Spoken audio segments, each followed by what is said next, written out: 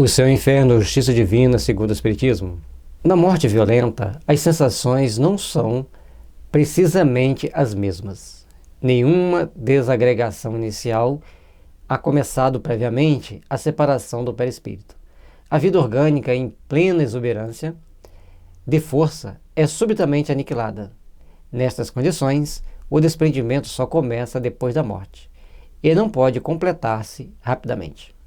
E aí nós vamos ver várias situações que nós lembramos agora da série André Luiz, como ele vai atender um grupo de pessoas que morrem no acidente de avião. Todos foram atendidos, mas 2 não poderiam ser atendidos naquele momento. Eles entraram no avião errado. Não estava previsto serem atendidos, serem ajudados, e eles teriam então que esperar o momento deles serem ajudados, eles serem atendidos. E isso ia levar um tempo, porque eles tinham que se preparar para aquele momento da morte. Como vemos, a morte tem várias características, várias possibilidades e várias reações frente à vida. E por essas reações que nós temos que procurar, então, entender que ao longo da nossa caminhada, ao longo da nossa vida, nós temos que nos aprimorar, nos aperfeiçoar, para que tenhamos melhores condições do desencarne, mais consciente, mais palpável. Certa vez, um acidente com um político importante que foi todo despedaçado no acidente de aeronave, a espiritualidade, então, ele saiu do corpo e continuou dentro daquele processo de campanha política. Embora no plano espiritual, numa condição bem limitada, ele vivenciava aquelas situações. Porque o despertar dele, como uma pessoa que já tinha perdido a vida, seria muito delicada. Então ele tinha que passar por um despertar mais cônscio, mais responsável. E com isso, por parte dos mentores dele, então eles tinham que deixá-lo seguir com aquelas ideias, com aqueles pensamentos, até o momento que deviam tomar as devidas providências do chamado choque anímico para ele voltar para a realidade. E quanto tempo isso vai durar? Não sabemos, não temos essa informação. Por isso, gente, é importante nós estarmos sempre nos preparando para o momento final. Quanto mais nós nos espiritualizarmos, mais segurança nós vamos ter, mais possibilidade de enfrentar as adversidades nós teremos. O espírito colhido de improviso fica como que aturdido, e sente, e pensa, e acredita-se vivo, prolongando-se esta ilusão até que compreenda o seu estado.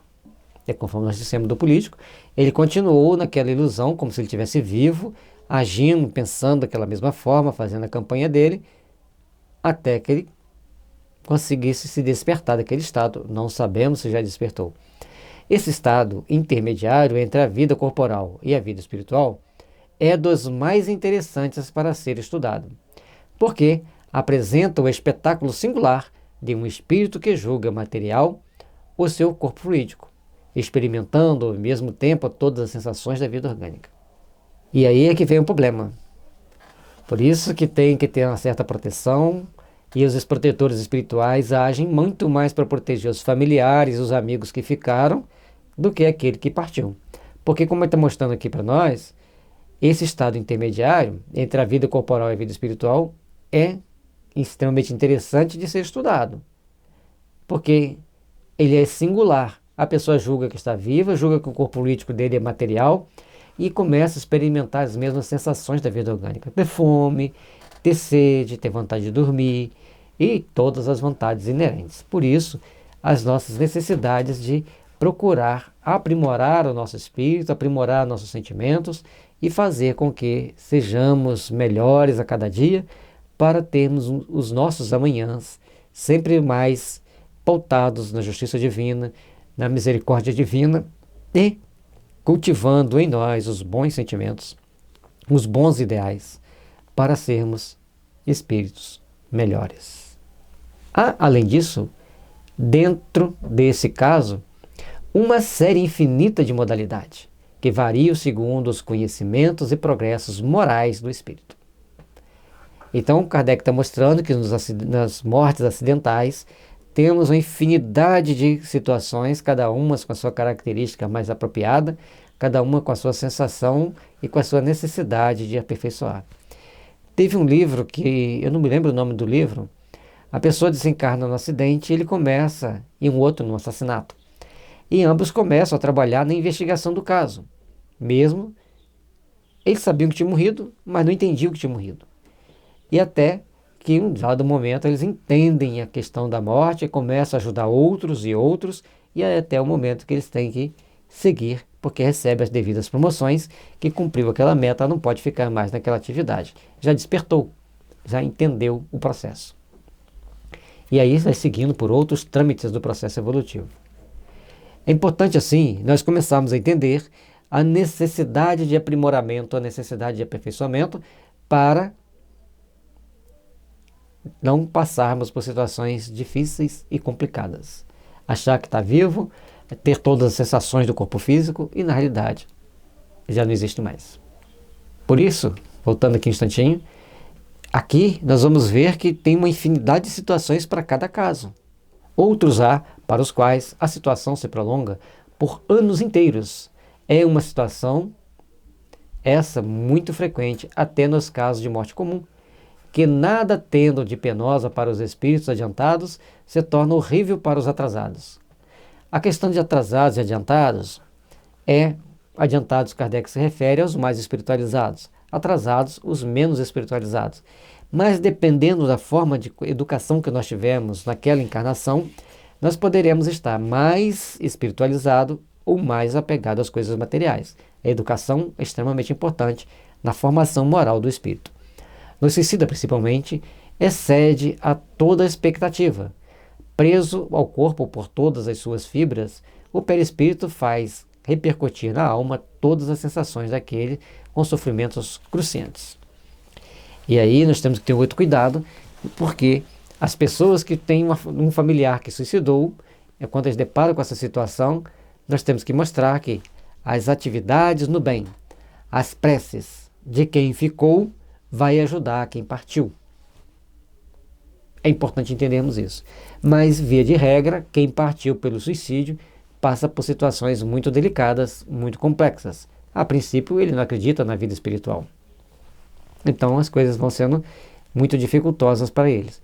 Lembremos que nossas orações são fundamentais para esses espíritos. Elevemos aos céus as nossas orações e pedimos ao Pai: ó Deus, abençoe todos aqueles que partiram do mundo material pelas portas dos suicídios. Ajude-os, Senhor. Ilumine suas consciências para despertarem para as novas realidades da vida, para os novos enfrentamentos que precisam estabelecer em suas caminhadas. O estado do espírito por ocasião da morte pode ser assim resumido: tanto maior é o sofrimento, quanto mais lento for o desprendimento do espírito. A proeza deste desprendimento está na razão direta do adiantamento moral do espírito.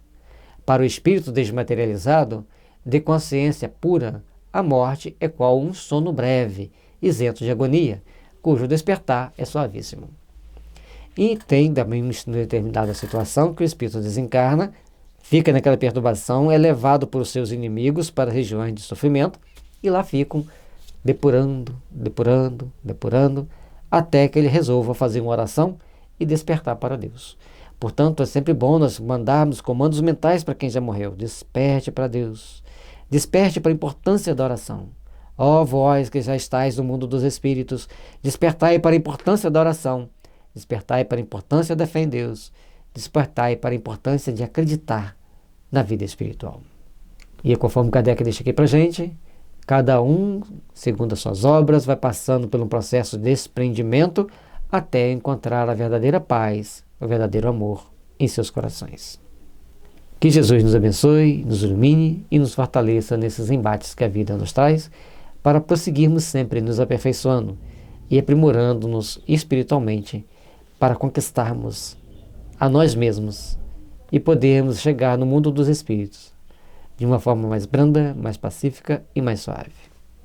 Que Jesus nos abençoe e nos ilumine.